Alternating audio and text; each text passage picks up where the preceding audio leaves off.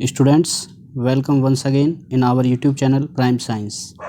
Students, आज हम discuss करने जा रहे हैं वर्कशीट 29 जो कि चैप्टर 6 जैव प्रक्रम से रिलेटेड है। और हमारा आज का डिस्कशन का मेन टॉपिक है पादपों में संवहन। स्टूडेंट्स, आपने अभी तक यदि हमारे चैनल को सब्सक्राइब नहीं किया है तो प्लीज़ इस चैनल को सब्सक्राइब कर लें, क्योंकि जब तक कोरोना के कारण स्कूल ओपन नहीं होते हैं तब तक यह चैनल आपकी स्टडी में हेल्प करता रहेगा। स्टूडेंट्स, आइए समझते हैं पादपों में संवहन। पौधे के लिए नाइट्रोजन, फास्फोरस व अन्य खनिज के लिए मृदा निकटतम व प्रचुरतम स्रोत होता है। मीन्स पौधा अपने लिए कच्ची सामग्री के रूप में जो भी खनिज लवण, जल, नाइट्रोजन, फास्फोरस आदि लेता है वह उसे मृदा से आसानी से प्राप्त हो जाते हैं। इसलिए इन पदार्थों का अवशोषण पौधे की जड़ों के द्वारा मृदा के संपर्क में रहने से हो जाता है। पौधा अपनी जड़ों से मृदा से इन सभी खनिज पदार्थों का अवशोषण कर लेता है। यदि मृदा के संपर्क वाले अंग में तथा क्लोरोफिल युक्त अंगों में दूरी बहुत कम है, मतलब यदि पौधे की जड़ों व पत्तियों में दूरी बहुत कम है, तो ऊर्जा व कच्ची सामग्री का पादप शरीर में संवहन केवल विसरण की प्रक्रिया द्वारा ही हो जाता है। विसरण की प्रक्रिया क्या होती है स्टूडेंट्स? विसरण की प्रक्रिया, जिसे हम डिफ्यूजन भी कहते हैं, इसमें खनिज पदार्थ क्लोरोफिल मतलब पत्तियों तक केवल एक दूसरी कोशिकाओं में विसरण के द्वारा ही वहन करते हैं, एक कोशिका से दूसरी कोशिका में विसरित कर जाते हैं और इस तरह खनिज पदार्थ पत्तियों तक आसानी से पहुंच जाते हैं। लेकिन जब पौधा काफ़ी बड़ा हो जाता है और पत्तियों और जड़ों के बीच की दूरी भी काफ़ी बढ़ जाती है, तब यह प्रक्रिया, संवहन की प्रक्रिया, केवल विसरण से ही पूरी नहीं हो सकती है। ऐसी स्थिति में पौधे में परिवहन के लिए दो विशेष उत्तक होते हैं, जिसे हम जाइलम व फ्लोएम कहते हैं। जब पौधा बड़ा हो जाता है उसमें जाइलम व फ्लोएम के द्वारा ही पदार्थों का संवहन होता है। पादप शरीर में अधिकांशतः मृत कोशिकाएं होती हैं, जिसके कारण पौधे को अधिक ऊर्जा की आवश्यकता नहीं होती है और अपेक्षाकृत धीमी गति से वहन प्रणाली का उपयोग होता है। मतलब इनमें जो ट्रांसपोर्टेशन का काम है वह पौधों में बहुत ही धीमी प्रक्रिया से होता है।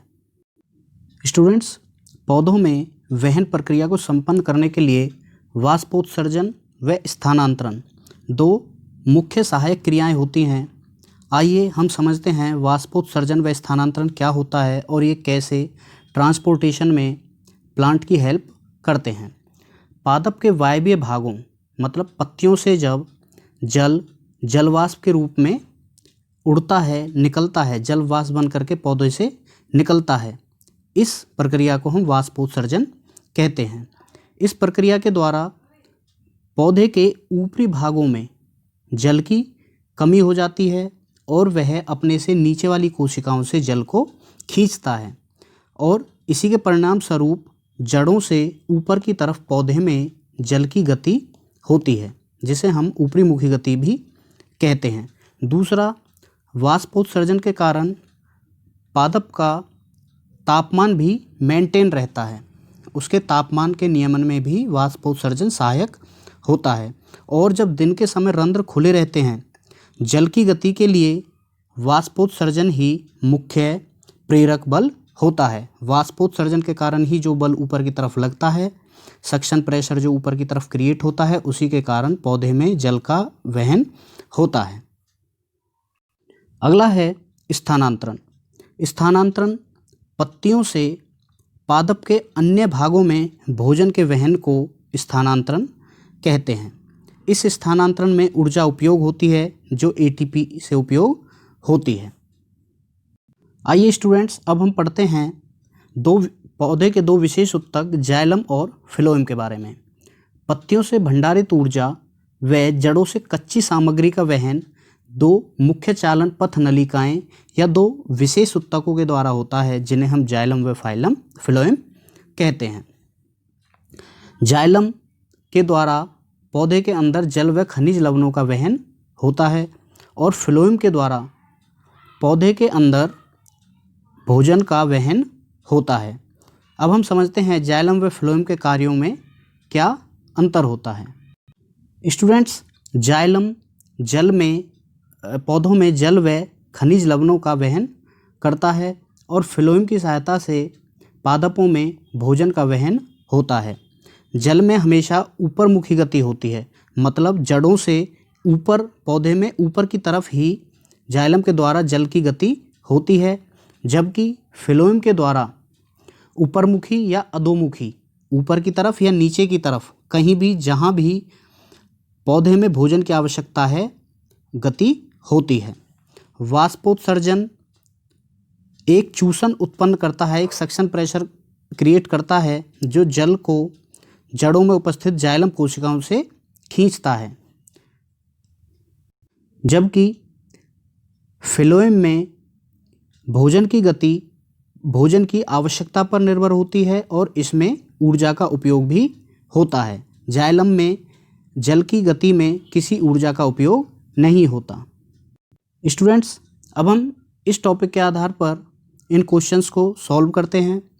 पहला क्वेश्चन है, उच्च संगठित पादप में वहन तंत्र के घटक क्या क्या होते हैं? तो हम पहले ही पढ़ चुके हैं, उच्च संगठित पादप में वहन तंत्र के घटक के रूप में जाइलम व फ्लोएम होते हैं। सेकंड क्वेश्चन, पादप में जल और खनिज लवण का वहन कैसे होता है? पादप में जल व खनिज लवण का वहन एक विशेष ऊतक जाइलम के द्वारा होता है। थर्ड, पादप में भोजन का स्थानांतरण कैसे होता है? तो पादप में भोजन का स्थानांतरण भी एक ऊतक फ्लोएम के द्वारा होता है। चौथा क्वेश्चन है, पादप में जाइलम किसके वहन के लिए उत्तरदायी है? जल, भोजन, एमिनो एसिड या ऑक्सीजन? तो आप जानते हैं पादप में जाइलम जल के वहन के लिए उत्तरदायी है। लास्ट क्वेश्चन है, जाइलम तथा फ्लोएम में पदार्थों के वहन में क्या अंतर है? तो इस वीडियो में आप जाइलम व फ्लोएम में पदार्थों के वहन में अंतर आसानी से देखकर लिख सकते हैं। स्टूडेंट्स, ये था हमारा आज का टॉपिक, पादपों में संवहन। यदि आप इससे संबंधित कोई भी क्वेश्चन पूछना चाहते हैं तो हमें कमेंट बॉक्स में ज़रूर लिखें। इस वीडियो को लाइक करें, अपने क्लासमेट्स के साथ शेयर करें और उनकी भी हेल्प करें और हमारे चैनल को सब्सक्राइब कर लें। Thank you.